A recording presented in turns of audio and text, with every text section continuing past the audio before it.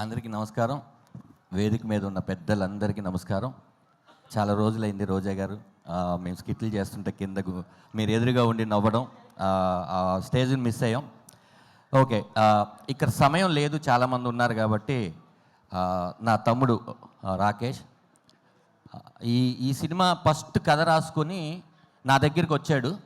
వచ్చి అన్న నేను ఒక సినిమా రాసేసాను, దాంట్లో నేను హీరోగా చేస్తున్నాను, దీని డైరెక్టర్ ఎవరో తెలుసా అన్నాడు. ఎవరన్నా? నువ్వే అన్నా అన్నాడు. నేనా అన్నా? అవునన్నా, ఒక కమెడియన్ని ఇంకొక కమెడియన్ డైరెక్షన్ చేస్తే ఎలా ఉంటుంది అన్నాడు.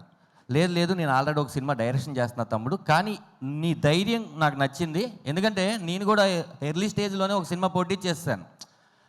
అలాగా అంటే అది మనం ఎవరు ఆపినా ఆపలేం, ఎందుకంటే అది మనకి ఇండస్ట్రీ మీద ఉన్న ప్రేమ అంతే. ఇక్కడే సంపాదించాం, మళ్ళీ ఇక్కడే పెడతాం, వేరే చోట ఎక్కడ పెట్టాం, ఎందుకంటే కళామ తల్లి మనకి ఇస్తుంది, మళ్ళీ మన కళామ తల్లికి ఇచ్చినప్పుడే కదా అని చెప్పి ఒక కథ రాసుకొని వచ్చాడు. అప్పుడు నేను అంజీ గారితో బుజ్జీలారని ఒక సినిమా చేశాను.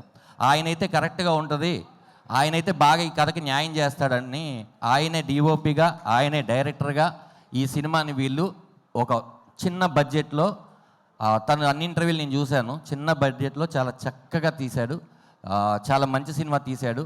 నేను లాస్ట్గా ఇక్కడ ఈ సినిమాకి పనిచేసిన టెక్నీషియన్స్ అందరూ నాకు చరణ్ అర్జున్ కానీ మిగతా వాళ్ళందరూ కూడా బెస్ట్ ఫ్రెండ్స్. అది ఇంకొక వేదిక, సక్సెస్ మీట్ రోజు అది మాట్లాడుకుందాం. ఇప్పుడైతే నా తమ్ముడిని బ్లెస్ చేయడానికి మీరు అందరూ చేయాల్సిన ఒకే ఒక పని ఏంటంటే, మీ 200 రూపాయలు 2 గంటల సమయం ఈ వారం ఈ స్వామి కోసం వెచ్చించండి అంతే. మీరు వృధాగా కొన్నిసార్లు ఎక్కడో ఖర్చు పెట్టుంటారు, సినిమా నచ్చలేదంటే తమ్ముడు కోసమే కదా ఖర్చు పెట్టాను అన్నట్టు ఇతని కోసం 2 గంటల సమయాన్ని 200 రూపాయలని ఈ వారం రాకేష్ కోసం మీరు ఖర్చు పెడితే తను ఇంకా మంచి మంచి సినిమాలు తీసి ఇండస్ట్రీలో ఇంకా ఎంతోమందిని పరిచయం చేయడానికి ఛాన్స్ మీరు ఇచ్చినట్టుంటారు. ఎవ్వరు ఎన్ని చెప్పినా కూడా అది అవ్వదు, ప్రేక్షకులు థియేటర్కి వెళ్ళి సినిమా చూస్తేనే అవుతుంది. మీరే ఈ కేసీఆర్ సినిమాకి దేవుళ్ళు. Thank you so much. Thank you Dhanraj.